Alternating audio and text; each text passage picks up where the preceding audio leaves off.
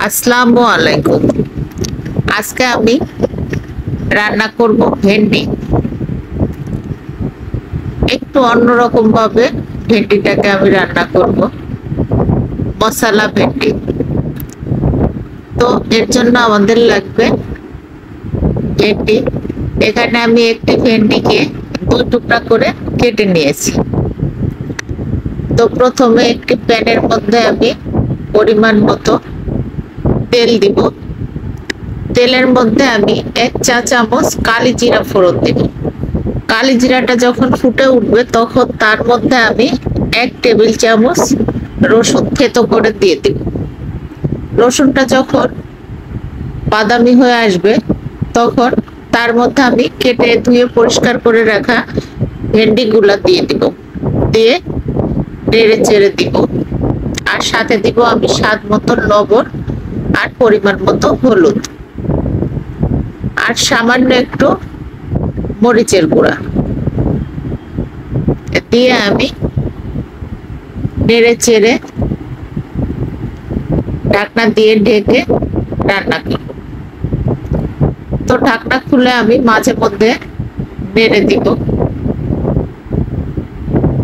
এর মধ্যে আমি কোনো পানি ব্যবহার করব না।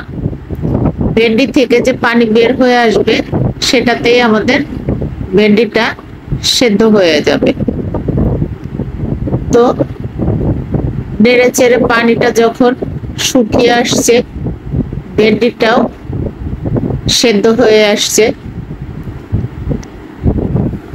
তখন আমি আরেকটু নেড়ে চেড়ে একটু ভাজা ভাজা করে নিব। তো আমাদের ভেন্ডিটা পুরোটাই সেদ্ধ হয়ে গেছে। এখন এর মধ্যে আমি একটা পেঁয়াজকে 4 টুকরা করে পাতাগুলো খুলে নিয়েছি। এইভাবে করে আমি হাফ কাপ মতো পেঁয়াজ পাতা বা পাপড়ি ভেন্ডিতে অ্যাড করে দিব। পেঁয়াজটা আমি এরকম টাইমে দিব যখন ভেন্ডিটা পুরাটা সেদ্ধ হয়ে আসবে আর পেঁয়াজটা একটু কচকচে থাকবে। তো পেঁয়াজ দিয়ে আমি মিনিট খানেক নেড়ে চেড়ে এর মধ্যে আমি হাফ চা চামচ ভাজা জিরার গুঁড়া অ্যাড করে দিব।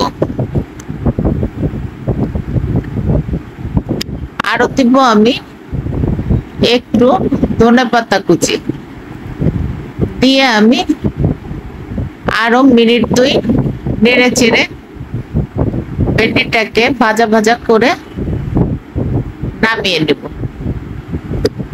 এই ভেন্ডি রান্নাটা অনেক সহজ কিন্তু খেতে দারুণ মজা।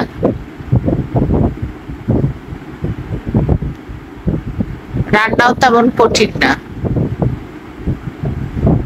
তো এই তো পরিবেশনের জন্য রেডি হয়ে গেল আমাদের ভেন্ডি মশলা।